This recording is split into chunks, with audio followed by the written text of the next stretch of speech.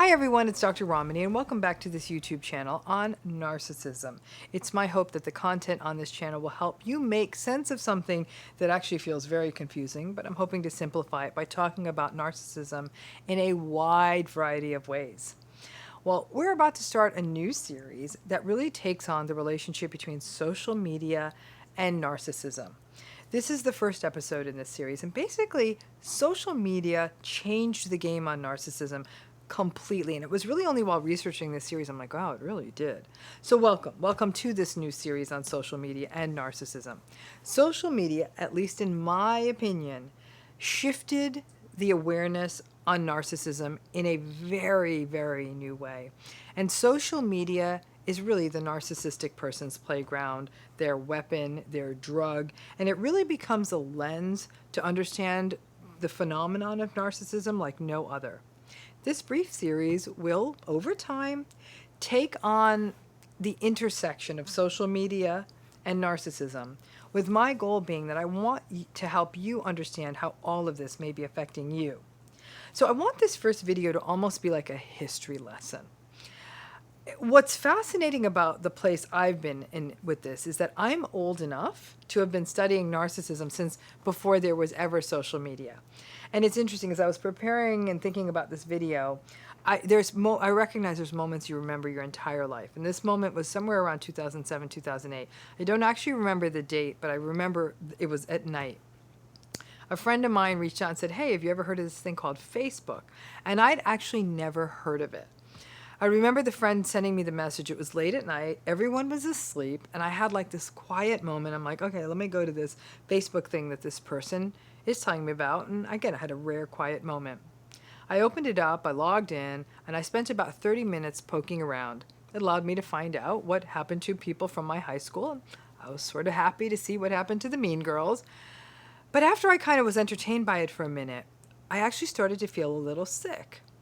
Because it dawned on me that a primary function of this Facebook thing was a means by which people could get attention and validation for the various things they do. And mostly I saw that it was people sharing things like vacation pictures. Someone was sharing a picture of a cake they baked, the pictures of them all dressed up to go out on a night on the town. All of it was innocent enough, and none of the pages I was seeing were particularly offensive. Remember, it was back in like 2007. But it was sort of strange because I noticed these people were sharing on a daily basis and people would like it, right? I felt sick because it dawned on me that the people with the narcissistic personalities were going to use this thing called Facebook for really unhealthy purposes. And that everyone was going to sort of fall in line with what the narcissists were doing. It was actually the day, and I remember it so well, it was the day that I realized that the narcissists, when this was all done, were going to win. Now, until the advent of social media, remember, Facebook began in 2004, MySpace, if any of you remember that began in 2003. Remember back in the day, old days, before 2003, for a narcissistic person to get validation, it was work. And they would get validation from much smaller audiences. A narcissistic person would actually kind of have to get cleaned up and leave the house and find real human beings. So narcissistic attention seeking was largely limited to the workplace, social gatherings, family gatherings, that kind of thing. And while one could argue, on another note, if we talked about reality TV, for example, television shows like Candid Camera, which actually began in the 1940s, ask your parents about it, they were sort of early reality TV. The reality TV that we recognize today had its origins in the early 2000s, and shows like The Real World on MTV debuted in the 1990s.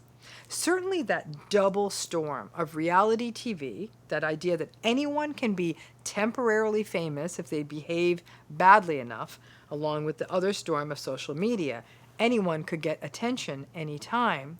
It took this backwater clinical phenomenon called narcissism that anyone in the know knew was toxic, but it wasn't mainstream, and it kicked narcissism up into one of the most important issues of our time. Now, before social media and reality TV, the narcissists were just lashing out at smaller groups of people and getting smaller scale validation. It was more of the grandiose, posturing, arrogance, entitlement, unempathic, difficult to get along with manipulative types that were out there. A great example of one of these sort of circa 1960s narcissist would be someone like the character Don Draper in Mad Men, right? Or there were those sullen, victimized narcissists out there too, but they had no audience. Those folks would just rage at their families, partners, and coworkers. Narcissistic folks might pick up something we used to call a movie star magazine, because those were once a thing, and I bet they would wonder what it would be like to be a famous person. But for all of us mere mortals, becoming famous did not at all seem accessible to anyone. So these people would just perform their narcissistic antics at their friend's party or in smaller places. When I think back to my years growing up as a child and into adolescence, my experience of difficult and narcissistic people was more people who had lacked empathy, who were very abrupt or cold or had a critical, judgmental quality about them, or were very sensitive to any kind of feedback or criticism. But it really wasn't as pathologically attention-seeking as we see it now. Now, again, in the early 2000s, when social media came on the scene, that was it. The genie was out of the bottle, never to be put back in. If someone could have literally sat in a lab and created the perfect tool for narcissistic people to sit somewhere and get the validation and supply they needed, validation and supply for everything, for buying their groceries, to making dinner, to a new dress, to a competitive posturing for having the best vacation, the best night out, the best kids, the best partner, the best life. That tool would have been social media. Early on, it became a curiosity. Like, that's how a lot of people used it in the early 2000s. It was, like I said, honestly, people were finding out what happened to people they went to high school with, or people who grew up on their street, or a long-lost family member.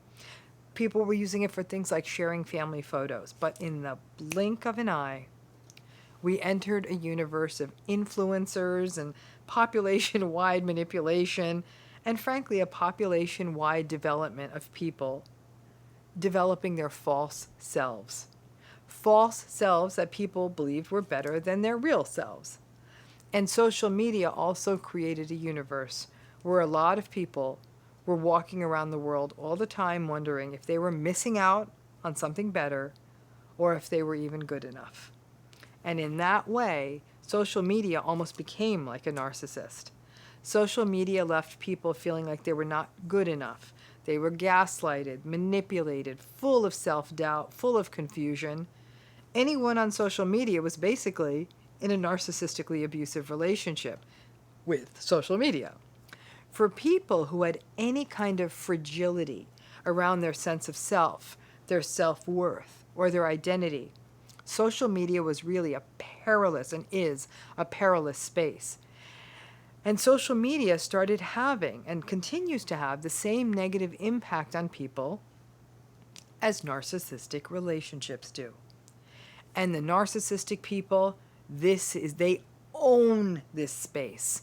Narcissistic people are better at maintaining their false self because they live in their false self. Social media became a home for them, a sort of mothership, to make it appear as though they were actually living the grandiose fantasy lives that up till then they were only living in their heads. They would talk about their aspirations as though they were actually happening, snapping a selfie like, woke up this morning and thinking about starting my own multinational company, click. But people would buy it as though they actually were running a multinational company. People were going on vacation solely to get images for Instagram. They were going to the Eiffel Tower or the Great Wall or the Great Pyramids or whatever beach or ocean is the beach of the moment to take a picture and show the world how great their lives are, rather than to do anything as absurd as actually take in the engineering of the Eiffel Tower or the scale of the Great Wall or the joy of being at the beach. An entire world was now going places to have their ass facing the place they came to see so they could get the selfie. The false self means that many narcissistic folks live in two realities.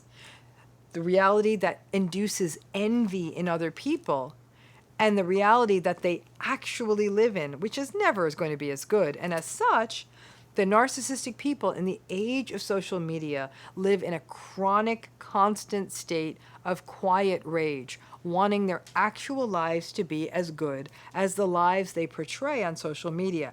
They created this mess for themselves, and they still blame the world for not delivering on the super fabulous life they feel entitled to. And here we are. The genie is out of the bottle. An entire generation has been raised on social media. The minds have been manipulated, and there is no going backwards. When I was in graduate school back in the 1990s, we didn't really learn that much about narcissism. I have to say now, with all the shifts in the world, I believe that it has to be a required course if you are to be a mental health practitioner in the 21st century. And to understand the story of social media is to understand the impacts and damages and harms narcissism, and to some degree social media, are having on our lives, our psyches, and our minds. So hang on to your hats, because this series that'll unfold over the next few weeks and months will take on the landscape of social media and narcissism, so you can understand why this is an issue that is affecting so many of us, but interestingly may not have affected your parents' or grandparents' generations in the same way. This is a real generational leap. It wasn't a thing in earlier generations. It's interesting. As a 55-year-old woman, I feel like I'm somebody who studied narcissism through the kind of that meteor that killed the dinosaurs. Remember, there was dinosaurs and there was a meteor and there weren't dinosaurs. There was a world. Then something happened, social media, meteor, whatever it was, and now there's a different world. And interestingly, the narcissists are the species that were able to make it through the meteor and now are evolving more rapidly in the post-meteor social media world. So I really look forward to sharing with you these issues, with my hope in this series that it can help you understand social media and narcissism, but more importantly, be able to protect yourself and navigate the social media spaces where the narcissistic and the antagonistic people out there who often use social media as a battleground and as a weapon. And that's what it is for them. For many of the rest of us, it may just be a place to share a sweet picture of your cat. But before you do that, you need to recognize that the narcissistic folks out there have turned social media into a very unsafe space. My hope is through these videos to teach you how that's happened. Thanks again.